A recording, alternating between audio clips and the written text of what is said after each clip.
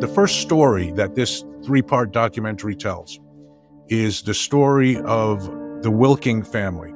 Mother, father, two daughters. The daughters become TikTok sensations. The second part is the story of 7M Management, a church run by Pastor Robert Shin. The documentary is really about him, the church, and the talent management company.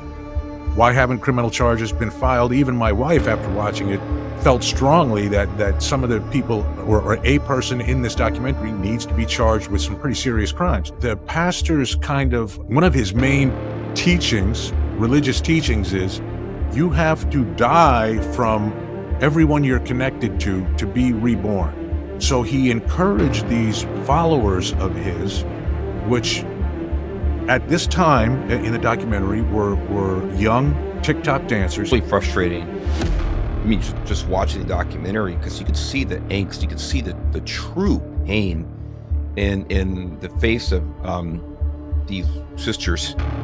I want to point out that they did call the police at one point, and LAPD, according to the documentary, and they kind of explained the situation, and the police did a welfare check and called the family back and said, everything looks fine, no issues, sorry, you know? Exactly right. Yeah. When I say there's something you can do legally, what I mean is that based on the information we had, and based on the information that law enforcement received, there's no action that law enforcement can take under these circumstances. That's 50% of the money that was being generated by these young adults, 50% off the top going to this other family for church/management. At one point, they called the human trafficking hotline here in LA, and they discussed what was going on, and I thought that was real interesting because, the advice from the hotline was just be careful what you do.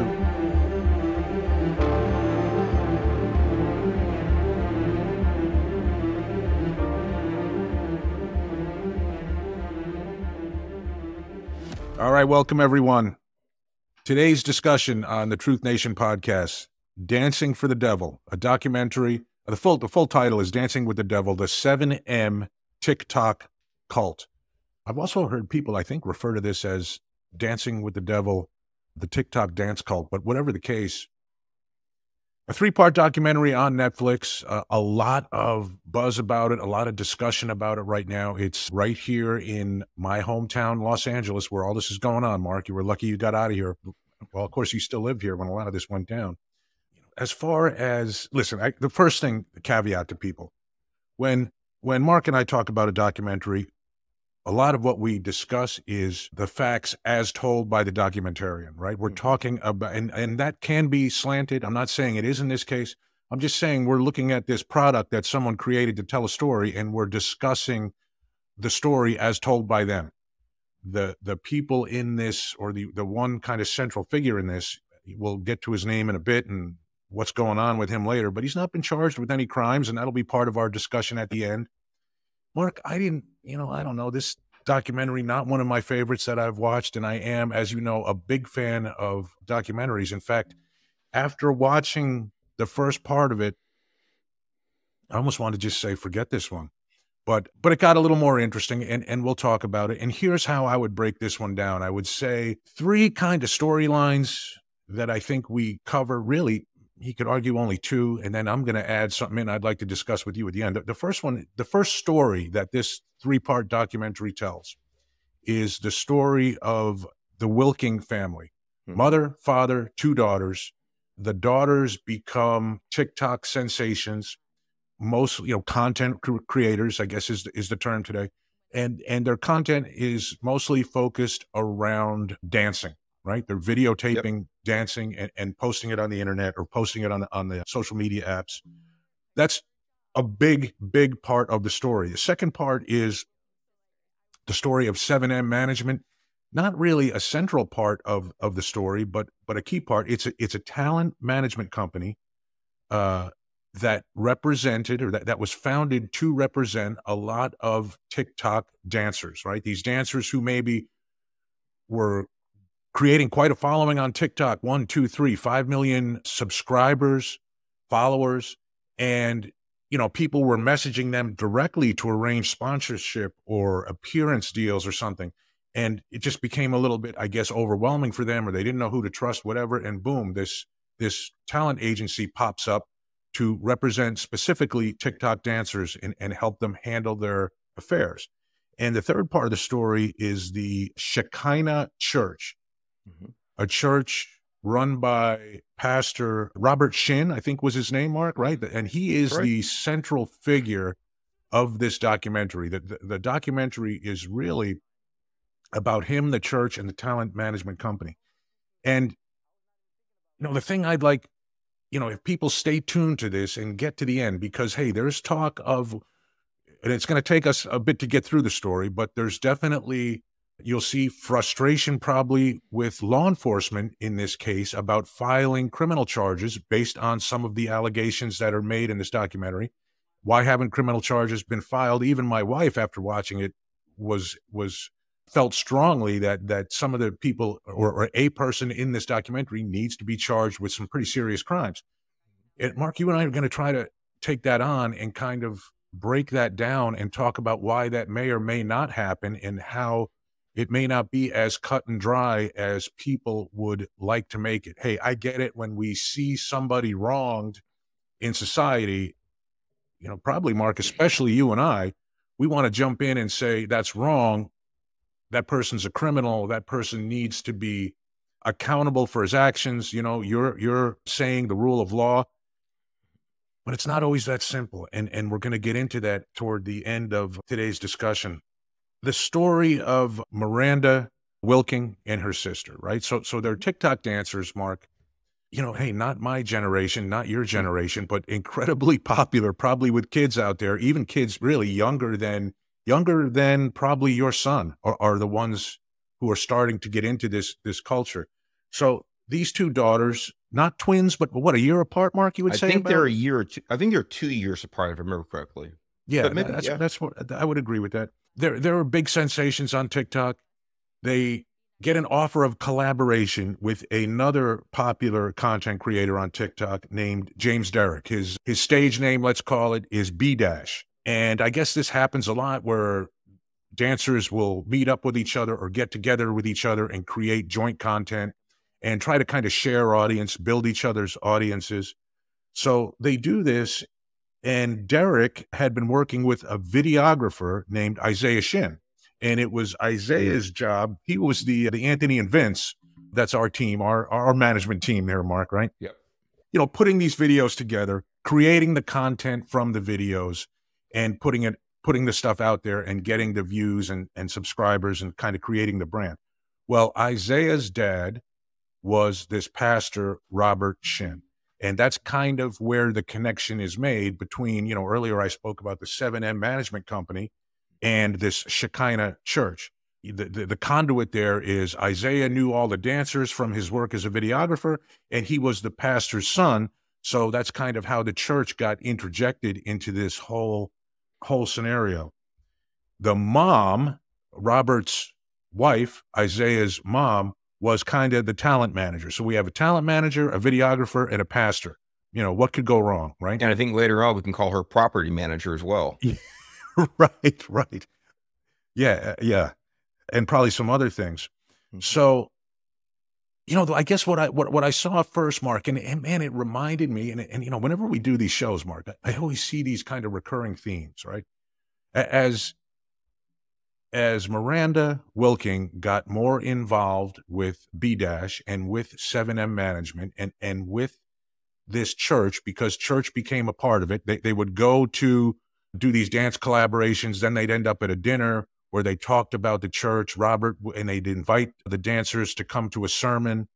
The sermons were, somewhat unique, and I don't know how they got in this documentary. There are recordings of some of the sermons. I don't know where those. By the way, sorry to step on you, but I was wondering as well who was recording these sermons when I watched the documentary, because some of them were very lengthy recordings, and it seemed like they were very well edited. I wasn't sure either, Bill. No, it was almost like you would almost think from the recording. I mean, man, I live in California, Mark. We got to be, actually, Florida's like this too. I know this from my work now is recording someone in California is frowned upon. I mean, hey, what's in public is in public, but there's really not one party consent in California or in Florida, I believe. But anyway, as Miranda, this one daughter got more involved with B dash, she got more involved with the church and the management company. And just like we saw with, what was the story we did, Mark, about the Nickelodeon? Well, do you remember what the title of that I'm was? trying to remember the name. Quiet on the Set. Quiet on the Set. Quiet on the Set. Quiet on the Set. In that, where these kind of predatory adults made it a point to separate children from their parents and from decision makers. In my opinion, from this documentary, we saw the same thing happening here, where the pastor's one of his main teachings, religious teachings, is you have to die from everyone you're connected to be reborn. So he encouraged these followers of his, which at this time in the documentary were young TikTok dancers. He encouraged them to distance themselves from their family and follow him. And this kind of brings up the first question I have for you, Mark, because now I'm calling them children, but the reality is they're not. They're actually young adults. They were over the age of 18. I'm correct in that, right? Yes. As far as I know, as far as we were told in the documentary, these were all adults. Right. So, my question to you, Mark, is I know, and I'm going to be honest, when I saw episode 1 and I saw the frustration with this family, the Wilking family, that their daughter Miranda was not really communicating with them at all, a drastic turn in the relationship, in the familial relationship. It looked like a family that was very close. The two daughters did everything together, shared everything. They even shared a car that they had to share between them.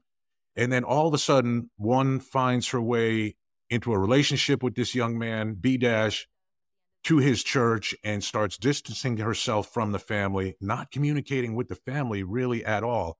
And the family is very upset about this. But, as I looked at this, Mark, I thought, my first impression, to be honest, was, man, is this family the stage mom family?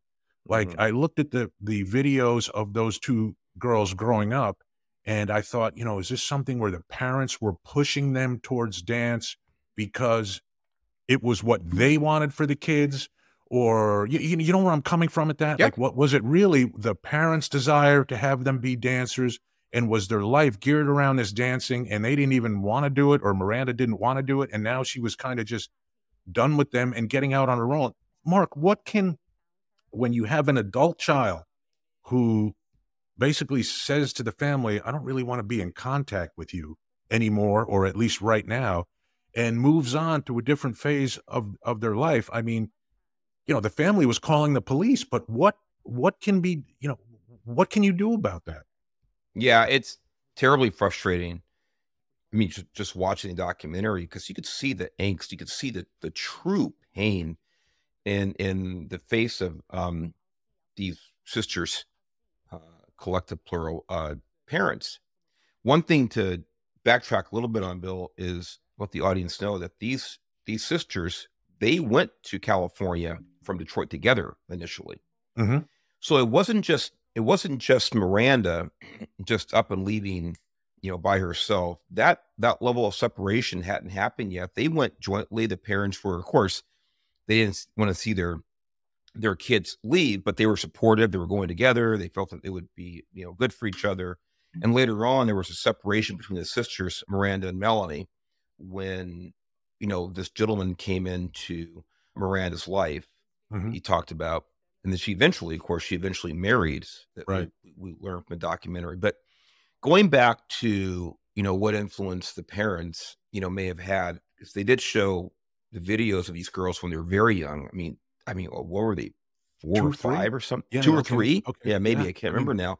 Something very young. And I kind of wondered, I didn't get deep into it. I kind of wondered, what was the genesis of this to begin with? Was this coming from the parents, or was it something the parents saw and then they got on board with it and they were very enthusiastic? I don't know. We don't know for sure. Right.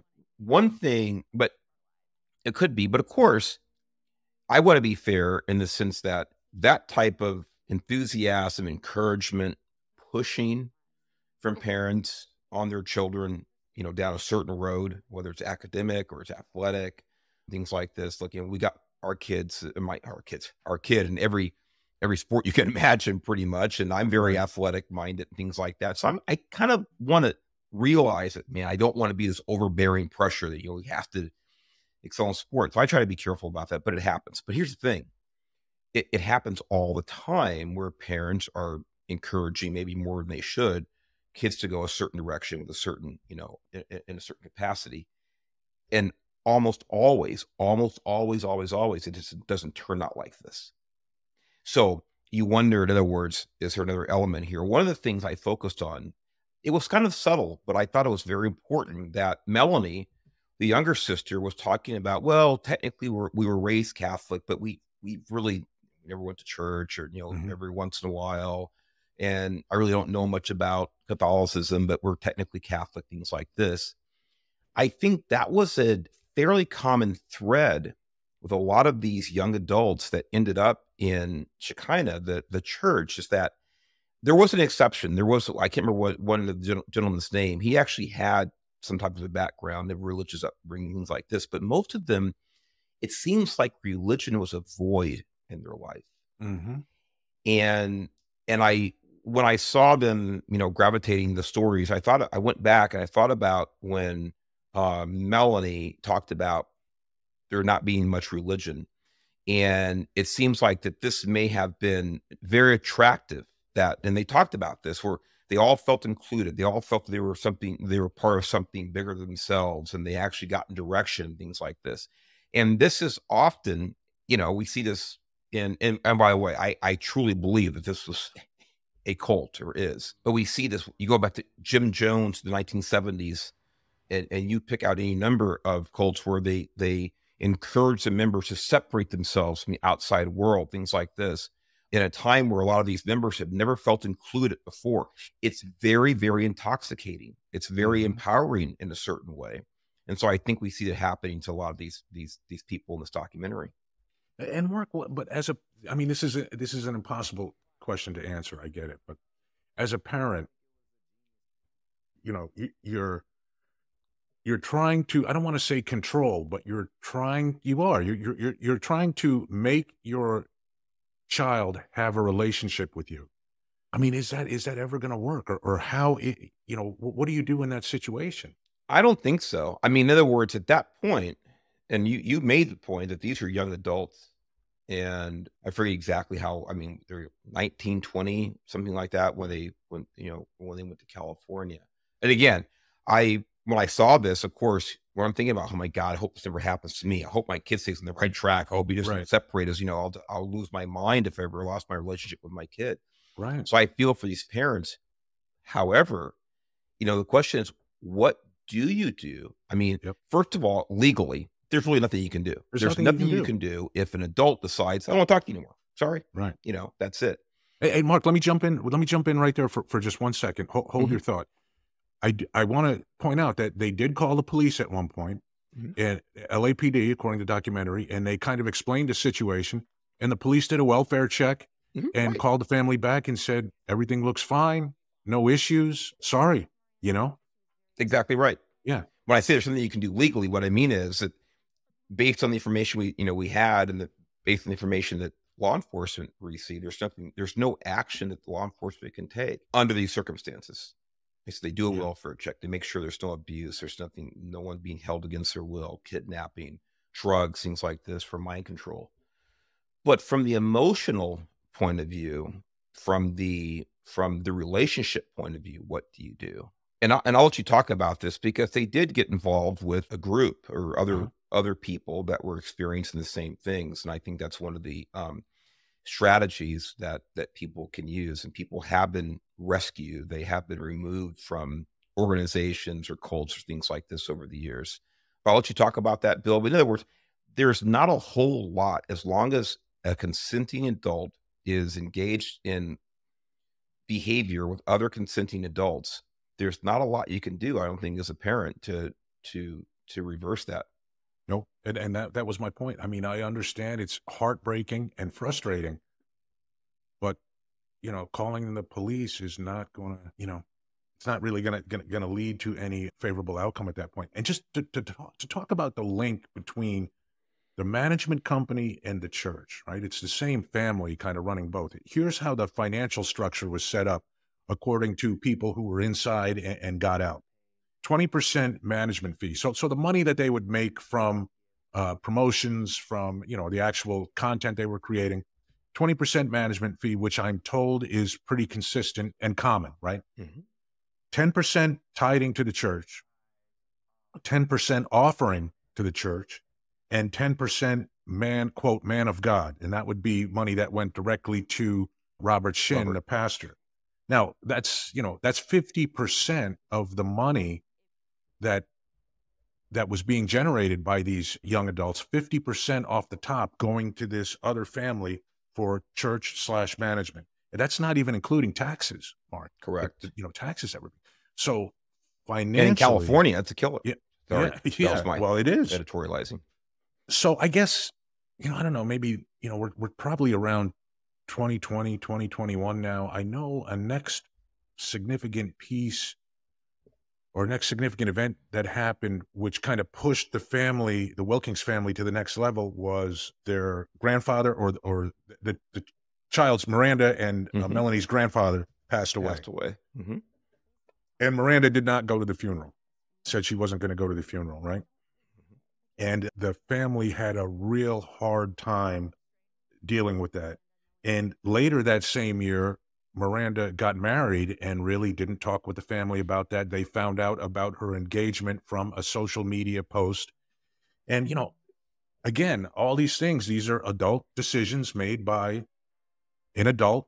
She doesn't need to consult her family. There's no requirement she consult her family, but it was heartbreaking and, again, frustrating for the family that they had lost contact with her. So this is when, Mark, they got together with, I guess they put out an email to people, or somehow they identified other families. Maybe it was just by looking at the content that was being presented, or who this management company was representing, or who was collaborating on these dance things on TikTok, identifying who these other dancers were, reaching out to their families and saying, have you experienced this? Has your child become distant from you? Has this management group or this church, whatever, isolated you from your kids? So they got this group together of parents who were kind of experiencing this. And at one point they called the human trafficking hotline here in LA, and they discussed what was going on, and I thought that was real interesting because, the advice from the hotline was, just be careful what you do because there could be repercussions. In other words, if you make an issue of this, your loved one could be retaliated against. And that's something that I hadn't even thought of, where by being outspoken about it, by bringing this so-called cult out of the shadows and into the light, you could actually be more harmful and be pushing your kids further away. What do you think of that, Mark? I agree, Bill. It wasn't something until I heard that I had thought about. So wait a minute, they're absolutely right. In other words, if these people are as bad as you fear they are, they may be capable of retaliation against your loved one for you trying to remove them from this organization, this church, 7M, things like that. It was a very interesting point when I heard that. This goes back to what we were saying earlier, or what I brought up about them reaching out and finding a group of parents, of family members experiencing the same thing. It's like, what do you do? I think the first thing you do is, what the parents did. You best can to communicate with the loved one, and that's not working. You find other people in the same situation, because they have likely gone through paths that you're still exploring. And so you can learn quicker from people who either made mistakes or had successes in resolving the issue. But that was a very, very good point. And of course, the human trafficking hotline, in other words, they couldn't really, at least on the surface, identify anything that was actionable, if I remember correctly. And it's the same thing with the police department. Going to do a welfare check. Hey, you knock on the door, everything looks good. I mean, you don't have a warrant to go in. There's no, reasonable, suspicion, things like this, probable cause. So what do you do besides do a cursory check? So again, it's very frustrating with this. But I'll let you take it from there, how it progresses. Yeah. So, I mean, the next kind of big thing that happens is the family decides to, I want to go on the attack or just go public. Let's say that the family Mhm. decides to go public because remember, these two daughters of the Wilkins family, they had made content together. Now, obviously, they were no longer making content together. So there was a lot of speculation about what was going on. So finally, the parents and the daughter who's still with the parents, Melanie, got together and they did I don't know, a TikTok live or something like that and talked about what was going on and that, their daughter was at this church and they were kind of cut off from her and all this other stuff. And this kind of, according to some of the people that later got out of the church, Mhm. this caused Robert Shin, the pastor, to panic a little bit. And he actually he requested the church members sign NDAs at that point. Mhm. Now, what I loved about that was there were a couple parts of this movie where it's almost like, I just had a lot of respect for the people and how they handled it. And the one guy said, "Hey, I didn't really have time to read it. I signed it, whatever." And the other guy was just like, "Man, I'm not signing this. This is Mhm. some BS." What's that about, Mark? When you're a part of something and they're asking you to sign an NDA in a church to not talk about what's going on. Yeah. Well, there's two things here. First, going back on the TikTok video where they said, "Hey, here's what's going on with Miranda." Well, Mhm. for quite some time, Melanie, this younger sister, she had been asked by followers, fans of her and her sister, Melanie, Miranda, "Hey, where's Miranda?" Blah, blah. Hey, and Melanie's replying, "Well, Miranda's just taking a break. She's going to be back. We're doing our own thing right now. Everything's good." For a long time, I think she was hoping that Miranda would come back on her own. They could pick up from they left off. But the pressure got to the point where I think there were two reasons. Here's one: they couldn't keep telling this. Quite frankly, it was a lie. They were trying to, cover, Mhm. and understandably. I mean, I'm not being mean about it. I understand why. But the other part was, I think they realized we need to do something a little more drastic here. So we're going to go full speed. We're going to put our family up here and say, "Look, here's what's happened to Miranda. She has disappeared. We know where she is, but she's cut herself off." I think what they were trying to do was they're trying to open that floodgate, like you were talking. Hey, let's get other people involved. It also put pressure on the church. Now, I think going back to the human trafficking hotline, where they're saying, "Hey, you got to be careful because this could bring harm to your loved one." I think at this point they made a calculated, decision. It's probably not going to get any worse. We still see Miranda all over the place with her fiance, maybe husband at that time. I think still Mhm. Yep. fiance. And so we're going to go ahead and swing here for the fence, and we're going to call out this church, so to speak, on on social media. Going to the NDA part, there were two things there. Yeah. One, there was the NDA. Like you said, who in the hell signs an NDA about church services or about management, arrangements, things like this? I mean, I guess maybe, but what pastor asks you to sign an NDA? An Right. NDA. Right. Number two, at the same time he asked the members to sign NDAs, he also changed his strategy and saying, "Oh, they're making all these things up about us on social media," which is a good thing. That means we're being seen. We're getting more followers. We're having more influence. But we're going to change our strategy. And instead of cutting yourself off, now I want you, Miranda specifically, I want you to go visit with your family back in Detroit. I want you to go meet with them. But he gave her very specific instructions about what she could and could not talk about. And Miranda gave the family, "Hey, instructions. I'm going to come visit, but we cannot talk about the church. We can't talk about 7M. That's it. We're going to talk about anything else but those things." I think what he was trying to do, of course, was he was trying to put the fire out because he started to panic. He started to panic and he thinks this may be a wave coming here. And so he's trying to shut these people up by giving them a little bit of their family member. Also, Mark, another part of that, and I'm curious what you think of this.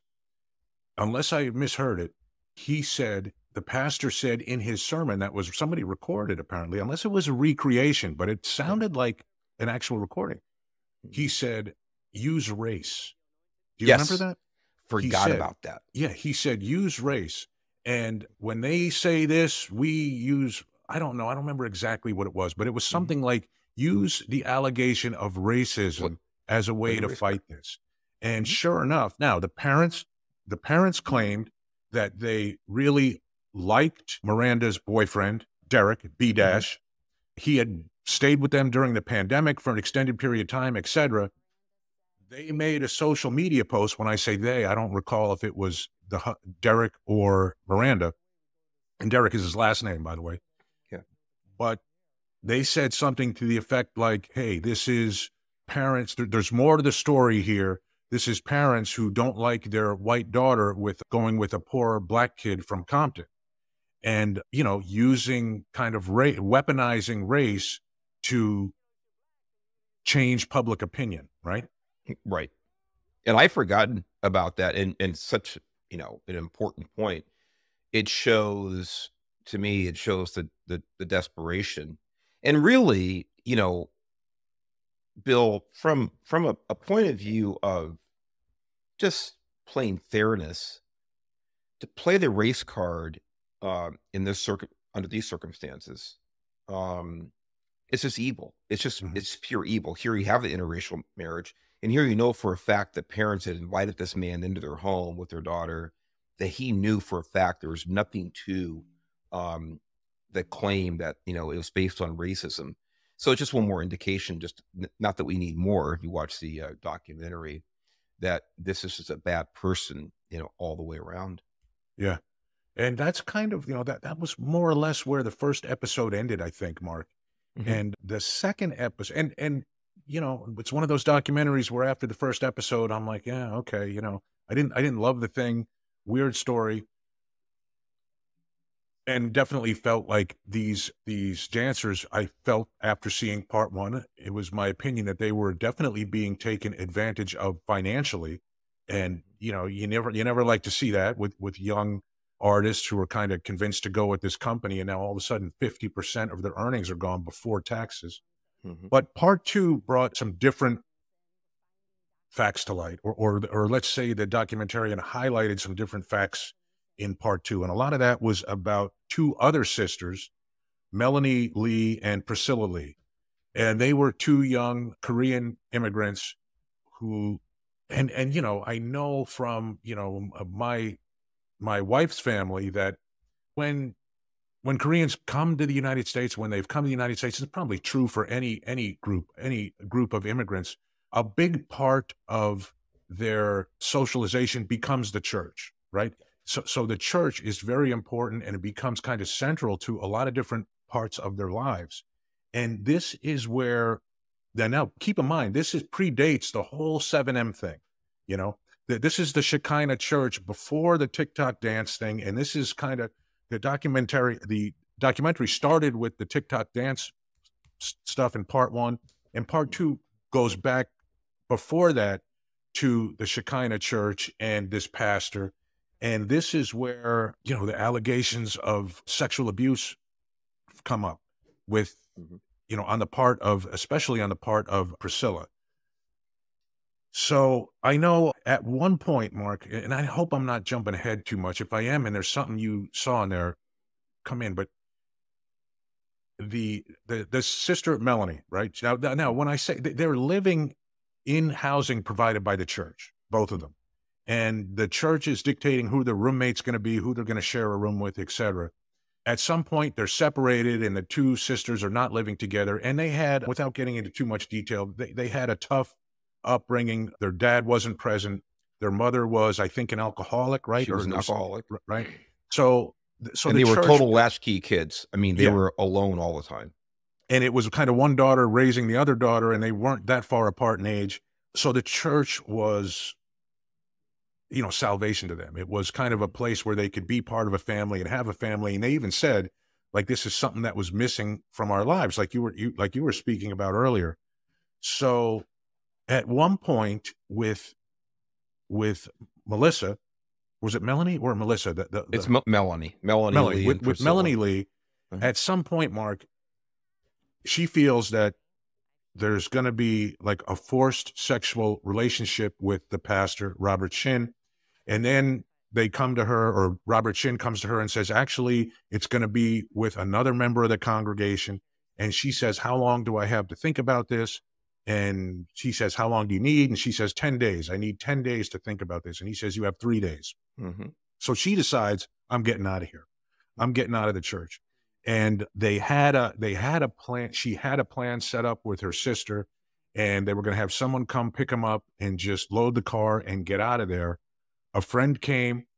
Melanie loads her stuff in the car. Now Priscilla is staying at a different house. And by the way, this was my favorite part of the whole documentary, Mark, when some member of the church blocks the driveway.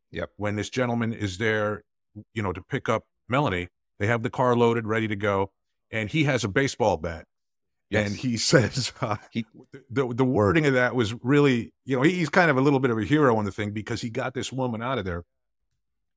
And I liked how he put it. He said, something happened and the car moved and we were able to leave, So yes, that whatever was that was. But, and by the way, if people want to play the race card, that guy happened to be black as well.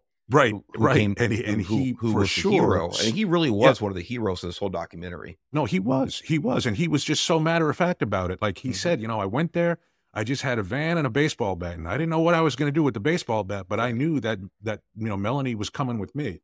And that's exactly what happened. But the painful part of that episode right there, Mark, was that, Melanie called her sister, and what did her sister say? I'm staying. Yeah, I'm staying. And yeah. And that was, and it was kind of akin to, it's different, parents to children, sibling to sibling. We're all there, and it's different, but it was just about as painful, that interaction, as it was depicted, when she found out that her older sister was going to stay. Because she'd kind of been raised by her older sister. They had been together since, all of their lives, and she had no life without her. It was very, very painful to watch her with that. Yep. So, Priscilla ends up being in the church for 23 years. There's allegations of repeated sexual abuse, allegations of physical abuse, which finally caused her to leave. And I guess, it may be important to talk about the nature of the sexual abuse was coercive, I guess is how you would put it, Mark. In other words, right? In other words, it was kind of like in this case, Priscilla, according to what she says, she was made to believe her salvation was reliant upon her doing sexual acts with the pastor, right? Yes, that because she was going to. And apologies for stepping in there, but one of the things I think is really important for people to understand that this man, he had, I think, brainwashed. He had pounded into these people for years that I'm a man of God. I'm the man of God, to the point where they believed that he was God, that you're not going to get to God unless you get to Robert Shin, that he's a conduit. He is the only conduit to God. And if you're disobeying him, then you're actually, and they said this, I'm paraphrasing, but if you're disobeying Pastor Shin, then you are, or they would just call him Robert. But if you're disobeying Robert, you're disobeying God. Right. And these people I think they had lived this in their mind, this reality for so long, that these types of advances and assaults, they become much easier for a person in his position because of the psyche that these people are living in. Right. Yeah. They were basically told you will go to hell if you don't do this. You'll be in hell, and your family will be too. The only way to save your family is to, that's another thing he said, Mark, which is really the only way to save your family is to cut them off. You work on yourself. And then when you're okay, you can invite them back in. But, was that day ever going to come in his world? No, I don't think so either, right? No. Now, as the pastor was allegedly sexually assaulting Priscilla, don't forget he was married. His wife was at a house, and I'm not clear if she was living if Priscilla Lee was living at the pastor's house or they had her in another house where he would visit. But she talks about basically Mark being almost held captive without physical restraints, right? Right. There's blackout curtains in the windows. And correct me if I'm wrong, but she said she never left the room. Am I right about that? She really never left. Yeah, it was a little bit convoluted there because I got the impression, Bill, that she was confined to a certain room, but also, and this is what I kind of joked about the wife being the property manager, because she was in charge, and along with some other direct reports, were charged with moving these people around from property to property. They didn't stay in the same place all the time. They were often moved. And I think that Priscilla is one of them that was moved. And again, I like you, I'm not clear exactly on that, but to me, it appears that she was moved around from location to location. I could be wrong. Right. And, finally, I shouldn't say finally, at one point, the pastor's wife goes into Priscilla's room and physically assaults her and kind of tears the room up a little bit.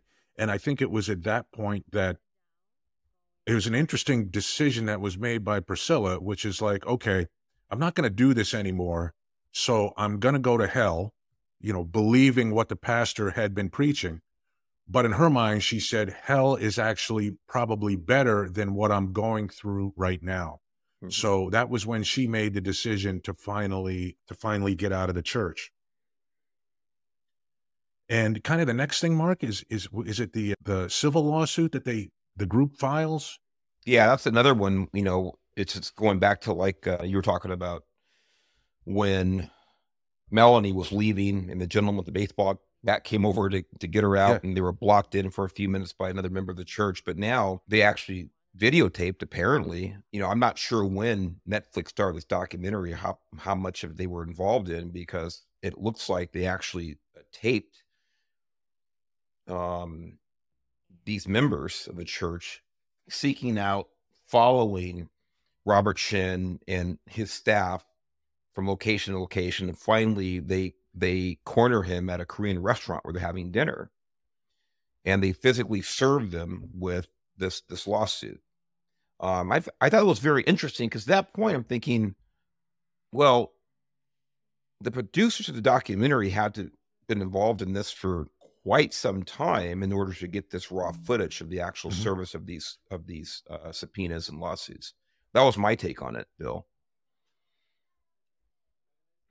Yeah, no, I agree. And the kind of the allegations that I saw in the lawsuit were, and this is a civil suit, by the way. Yes. That Shin, and this is a quote from it, Shin and other defendants subjected people to brainwashing, physical abuse, sexual abuse, emotional abuse, manipulation, and exploitation. And I also know that there was some kind of financial exploitation component to it. I don't know exactly what that was, but I know go ahead. Well, I remember that they talked about that, and it may have been probably in episode 2. But they talked about basically the forced employment at all these different, he had multiple businesses. And of course, many of them were like, restaurants and coffee shops, things like this. And I forget which member was talking about, like working an entire week for, $100 or $80 or something like that. And so they were part of the suit that was the financial aspect of it, and the financial employment exploitation. That's where they came from. But, in the documentary, they're just bam, bam, bam, putting the screen, this business, this business, this business, this business, this is popping up. Yeah. So obviously there was a lot of movement of financial resources, and these people claim that they were being exploited through basically wage loss and work loss and labor loss. Right. Just for like you said, not paying, the minimum wage or whatever it is, labor exploitation, and then as people left the church, some of them began to file police reports alleging sexual abuse. And I think one thing that, like I told you, Mark, I watched the program with my wife, and she was frustrated. Like, okay, I mean, this woman went and reported that she was sexually assaulted. Why isn't the guy arrested?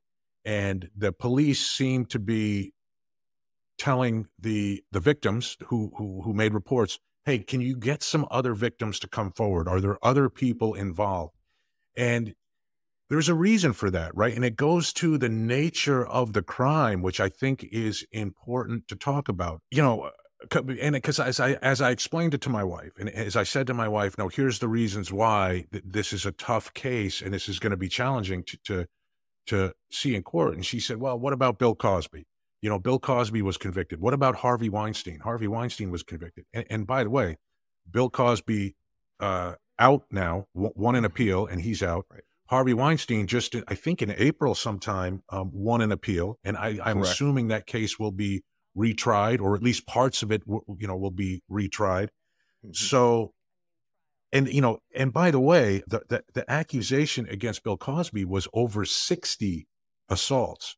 Right. And on Harvey Weinstein, it was at least, now maybe not physically assaulting this many people, but at least sexual harassment and or assaults of over 80 people. So you can see that in those cases that, you know, my wife brought up, there were a string of victims. And that's what law enforcement was looking for. Like, can we really put a pattern here where there's credibility in numbers, I guess, Mark, is one way in putting it. What are your thoughts on that part? And here's why I think this is important, right? And this is from two things. This is from the U.S. Department of Justice. And the U.S. Department of Justice says, and this will probably not do us any favors with the algorithms, Mark, to talk about this as explicitly as was going to talk about it, but it has to be spoken of this way. According to the U.S. Department of Justice, rape refers to sexual penetration that you don't consent to, right? Assault refers to any sexual contact that happens without your explicit voluntary consent. Since consent given under coercion isn't freely given, it doesn't count as consent. So if there's, you know, sex between Robert Schwinn and a woman member of the church, and it's coercive in nature, meaning that she can't really, you know, the victim can't really give consent because of the coercion. Is that a rape? According to the U.S. Department of Justice, no, but it can be classified as a sexual assault. Psychology Today magazine in March 2021, sexual coercion refers to unwanted sexual activity that occurs after being pressured in non-physical ways. Sexually coerced women are likely to experience post-traumatic stress, self-blame, depression, other negative feelings. I want to say that I am not a psychologist, Mark, but I definitely feel like I saw that in Priscilla Lee, all those things.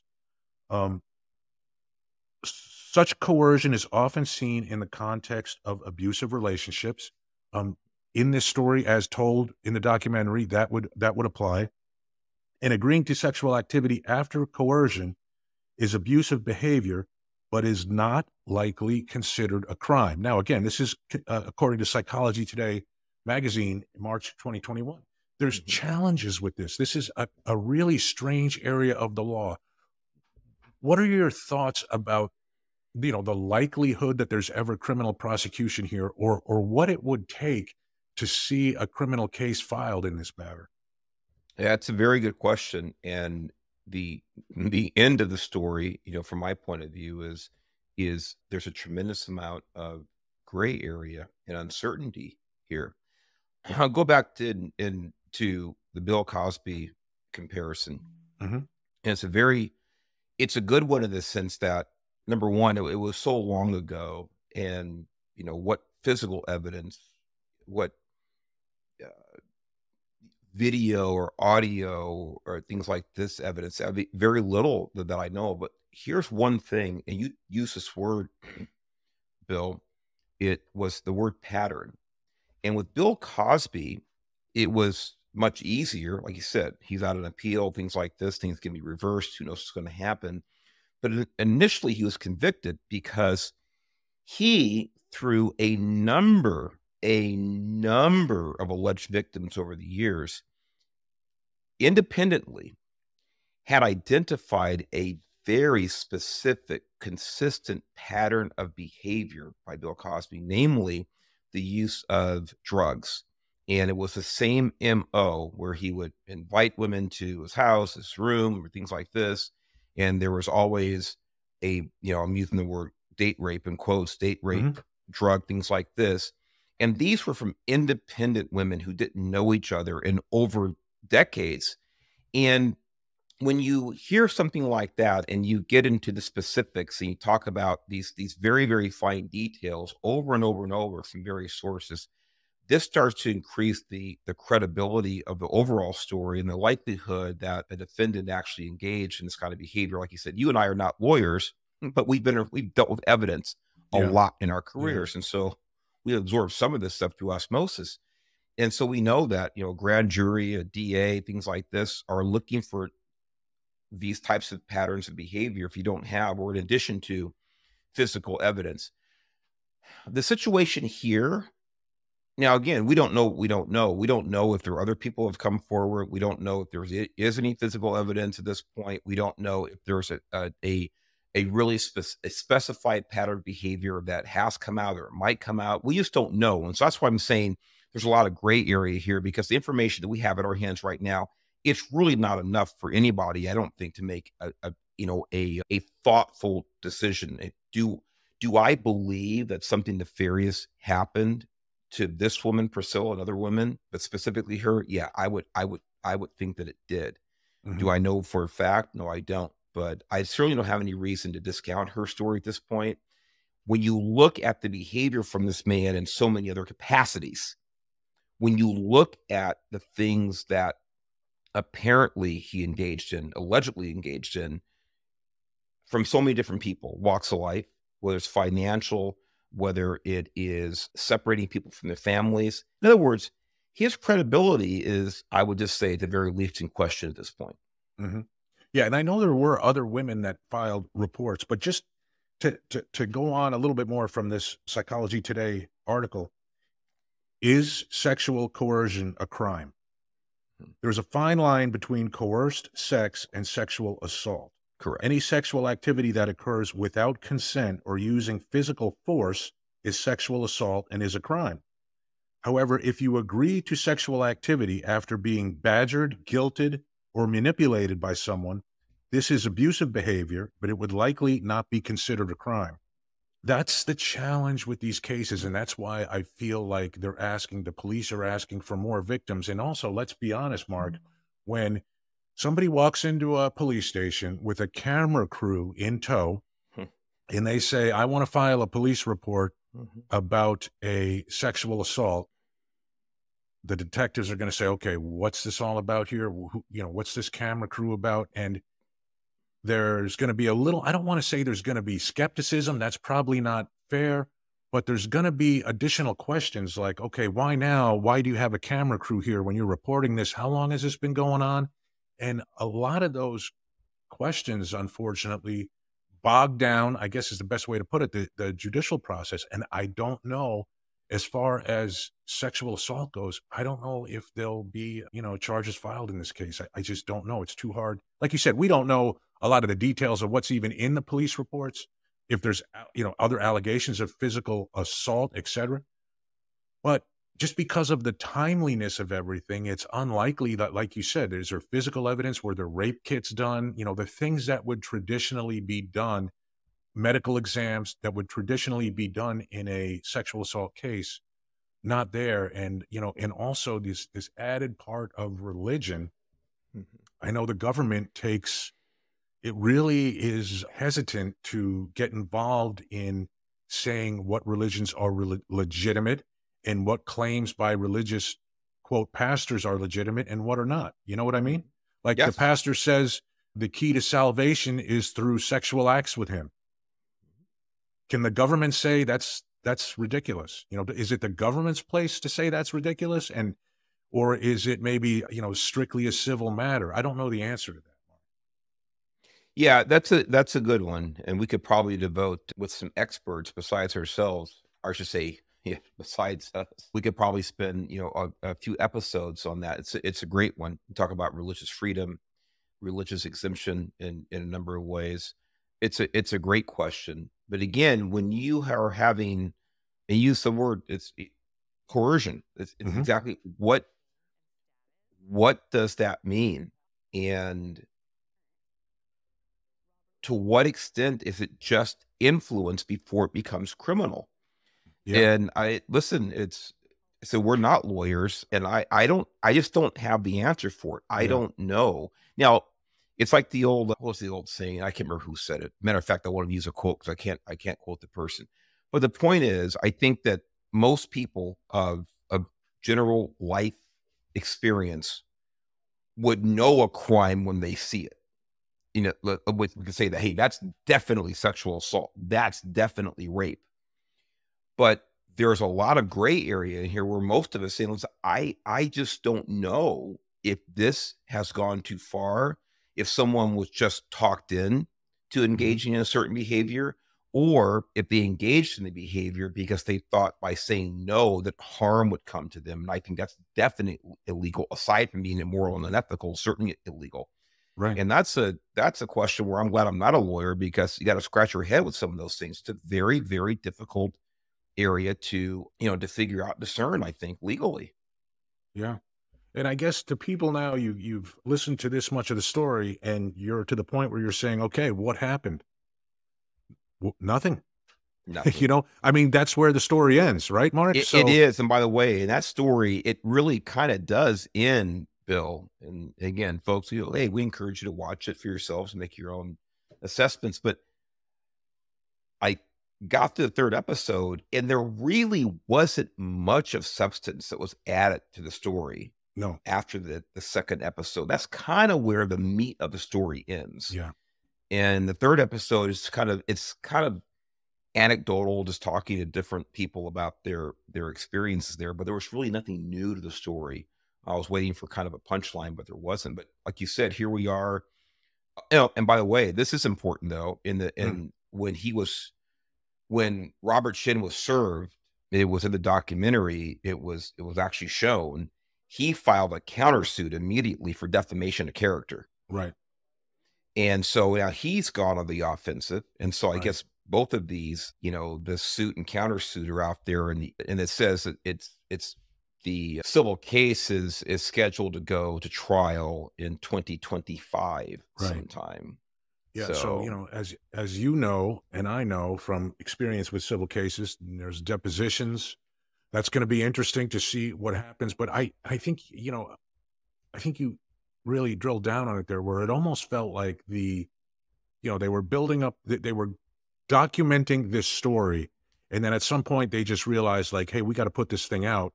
There's not going to be an ending for another 2 years.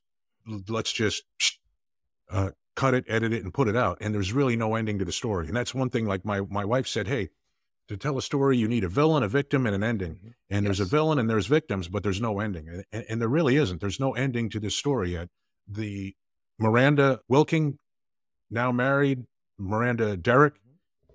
apparently still at the church, still doing the thing, same things. as far as we Um, know. Yeah. yeah, as far as we know. I mean, I did some research after, and I don't see anything that would contradict that. So we really don't know.